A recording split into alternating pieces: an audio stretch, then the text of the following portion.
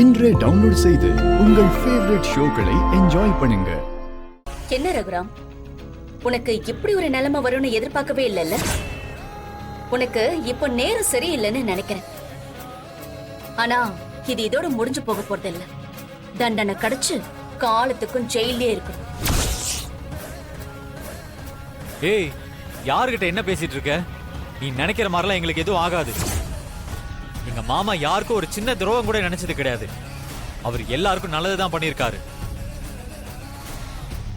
கஷ்டப்படுறவங்க கண்ணீரை தொடச்சவர் அவரு. அவர் ஒன்னும் ஒன்ன மாதிரி கிடையாது. இப்ப நீ ஒன்னு சொன்னேல்ல, அதெல்லாம் நீதான் அனுபவிக்க போற. எங்க மாமாவுக்கு அந்த நிலைமை வராது. அவரு ராஜா மாதிரி வாழ்வாரு.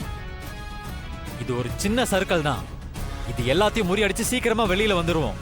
என் மாமா பழைய கம்பீரத்தோட ஊர் தலைவரா வந்து நிப்பாரு. சீனு, இப்ப எதுக்கு தேவையில்லாம பேசிக்கிட்டு இருக்க? தேவையில்லாம இங்க வந்து நம்மள சீண்டி பாக்குறாங்க. இது ஒரு பொருட்டா நினைச்சா அது நாம இவங்களுக்கு செய்யற மரியாதையாயிடும். எதுவும் பேசாம அமைதியாரு. ஓ, அவ்வளவு பெரிய ஆளா நீங்க? ஆனா இன்னும் கொஞ்சம் நாள்ல நீங்க இருக்க போற இடம் நீங்க யாருன்னு உங்களுக்கே உணர்த்தும்.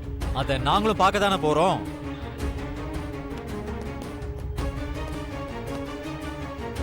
கான்ஸ்டபிள் சார், இவங்கள யார் உள்ள விட்டது? அதுவும் லாக்அப் கிட்ட நின்று பேசிட்டு இருக்காங்க. அவங்க உங்களை பார்க்க தான் சார் வந்தாங்க. நீங்க இல்லைன்னு சொன்னேன். அப்புறம் ரகுராம பார்க்கணும்னு சொன்னாங்க. பார்க்கணும்னு சொன்னா அப்படியே உள்ள அனுப்பிடுவியா?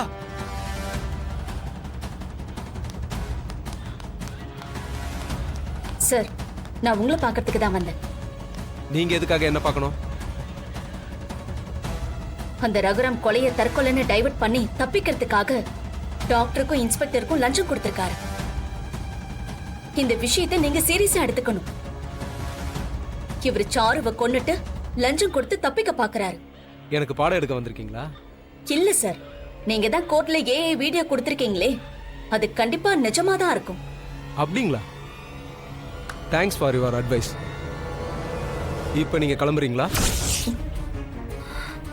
சார், என் பொண்ணு அவங்க தான் சார் கொலை பண்ணாங்க. அவங்களால விடக்கூடாது சார்.